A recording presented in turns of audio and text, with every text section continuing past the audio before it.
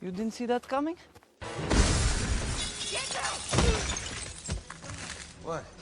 You didn't see that coming? Warning. This video may contain graphic language, graphic violence, gross cartoon p***s, and a whole lot of Pimpy the pimp-ass pimp showing motherfuckers what's up. Viewer discretion is advised.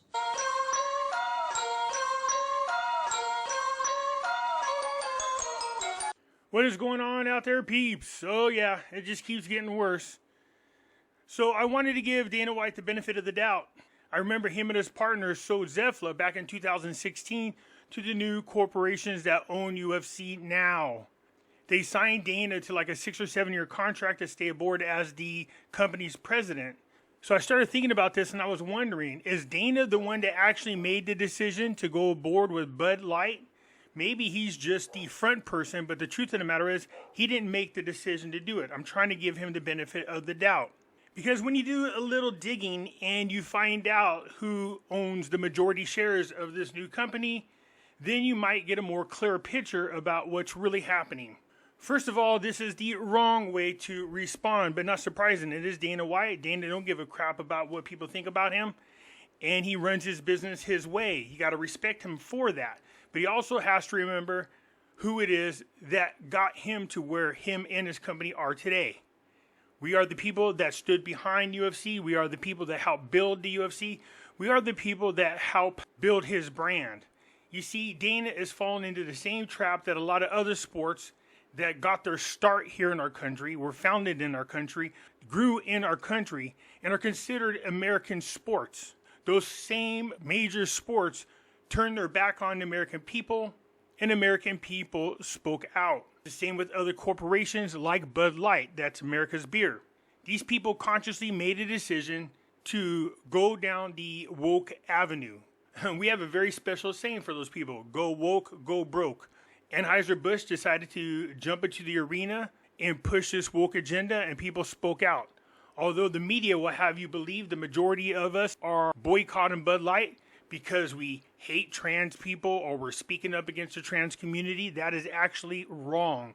I'm not denying that there are some individuals, their boycott is for that specific reason. They're against the trans community, but the vast majority of the American people has nothing to do with the trans person, but most of it to do with this woke agenda, and people are tired of it. This is a cultural war.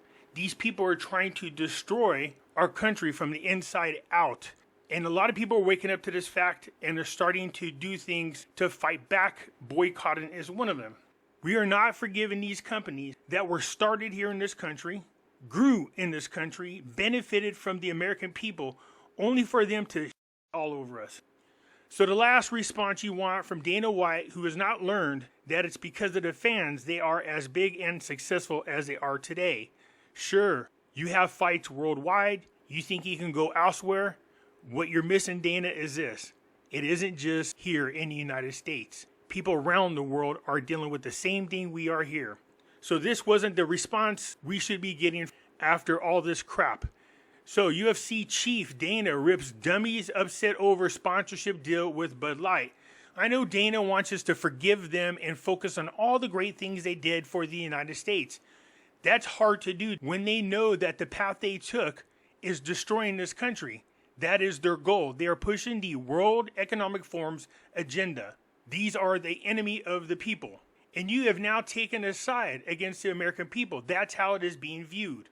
But before I go too hard on Dana, there might be a reason why he's doing what he's doing. Remember, he is now the CEO of this new merger, and he has signed a new 6-year contract to continue handling the UFC. But there might be somebody else pulling Dana's strings, believe it or not.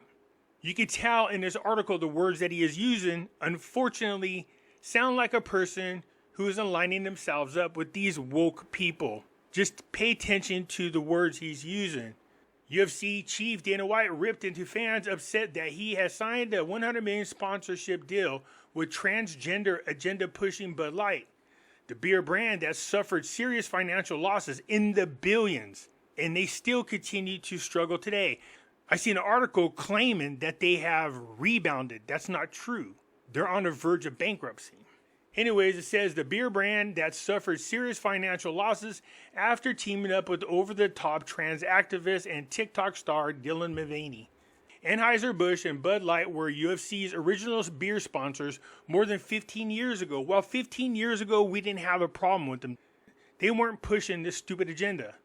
I'm proud to announce we are back in business together, White said in a statement. There are many reasons why I chose to go with Anheuser-Busch and Bud Light, most importantly because I feel we are very aligned when it comes to our core values and what the UFC brand stands for. I'm looking forward to all of the incredible things we will do in the years ahead. But fans immediately weighed in to trash Dana White for giving Bud Light a spotlight as his new UFC partner. Many felt that White was a sellout and that the deal was a slap in the face, no pun intended, to all UFC fans. Many voices even called for the boycott of the UFC events. While so far they've lost 4,000 subscribers, that's because most of them have not heard this news yet. And there are news articles going out there going, big deal, so what, it's only 4,000 subscribers. That's in one day. The backlash is not finished. We heard these people make videos claiming that, well, who cares? Bud Light's into this for the long haul. They'll take the temporary hit, but eventually they'll rebound. But they haven't, and they're in panic mode. Asked about the growing controversy over his choice, White struck back, characterizing critical fans as dummies and assholes and effing stupid for their opposition. Yeah, there you go. That's what you want to say to patriotic people. That's what he has to wake up to, is the fact that these are patriotic people who are pissed off. He blasted those who seemed to think making a deal with Bud Light was a last resort, and he said it was effing stupid to think that Bud Light was the only brand to step up and bid for sponsorships. Who gives a crap about the other companies? What the people are up against is any company pushing this woke agenda. They would have spoke out just the same had it been another company pushing this agenda as well. But the point is, you chose Bud Light of all companies. Everybody on every side of this deal that were involved, other beer companies and everything else, absolutely positively knows that this was not about money for me. Nobody said it was about money. Nobody cares. You're still missing the bigger point. He says, we're going to end up with no money no matter who we ended up with. You're right. Dana got $100 million to partner up with Bud Light. Because of that move, they've already lost $350 million in market shares. So they are now net negative $250 million. So it got me thinking what really might be going on behind the scenes. So in 2016, Zefla sold to a consortium of investors led by WMEIMG. So they did sell it back in 2016. Dana had 9% ownership in the company, and he continued on as a president, and was also given a stake in the new business. After this merger, Dana is now the chief executive officer of UFC. So was Dana the final say-so on who they partner up with? Or are there other people that might have pushed Dana in a direction he didn't want to go in, and they made him the front person, and now he might feel like there's no other choice but to protect his company? Dana is very protective of the UFC. He might not have made this decision. I'm trying to give him the benefit of the doubt. And you'll see why here in just a moment. My concern was that Dana couldn't change Bud Light's image, that they would change the UFC's image. And the UFC would go down the path of wokeness. So as you can imagine, there are shareholders that they have to answer to. And those shareholders have a huge say on who they partner up with. Make no doubt about it. This was discussed before there was an agreement. It wasn't just Dana by himself. And that's a problem for Dana and the UFC. This is the Endeavor Group Holdings. If you look at the people who own the most shares, guess who you'll see? Tell me if these don't sound familiar. You have Vanguard, they're here. You have Vanguard Total Stock Market Index, they're here. They're a mutual fund group. You have BlackRock, you had Vanguard here. There's State Street, another Vanguard company. Another one here, another one here. Vanguard again. Vanguard Communications, you get the point. Vanguard has several subsidiaries, just like BlackRock, just like State Street.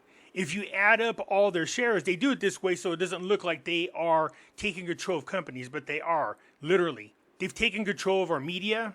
They've taken control of entertainment, both sporting and movies.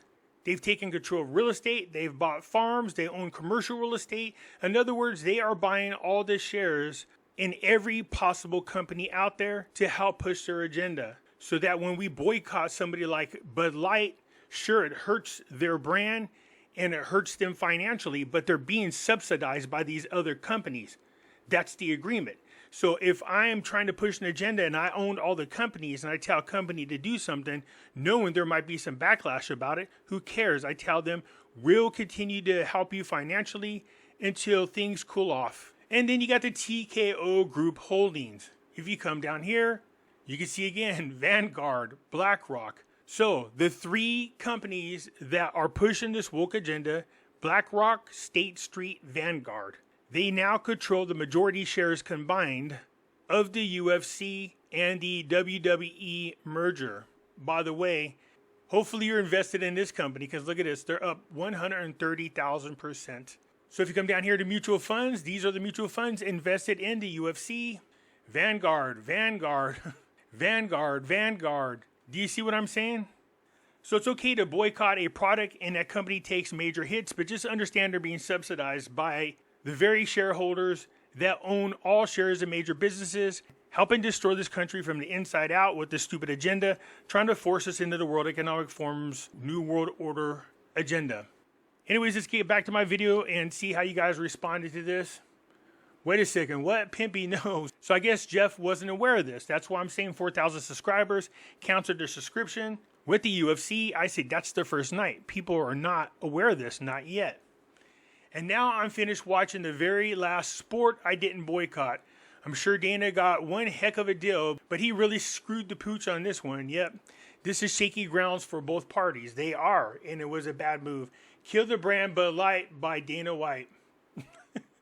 Sorry, Dana, not buying it.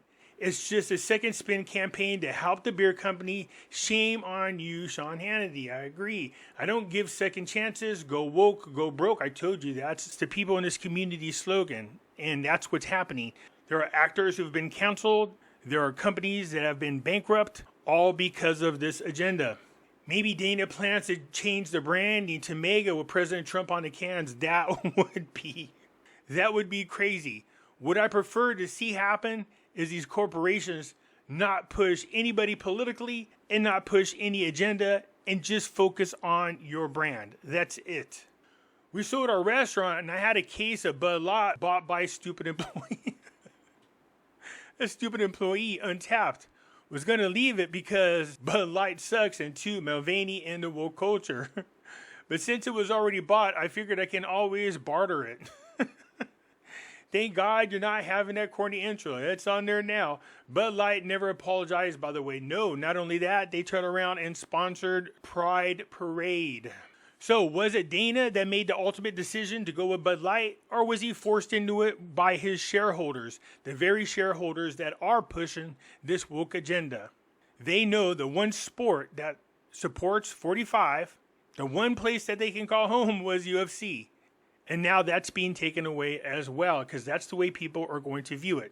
So let me ask you out there, is Dana going to change the image of Bud Light and they start to become America's beer all over again and do away with this woke, stupid agenda? Or is it that Dana and UFC, unfortunately, are going to be forced into this woke agenda and we're going to see them start pushing woke propaganda? Let me know what you think down below. I look forward to hearing from you. I'm out.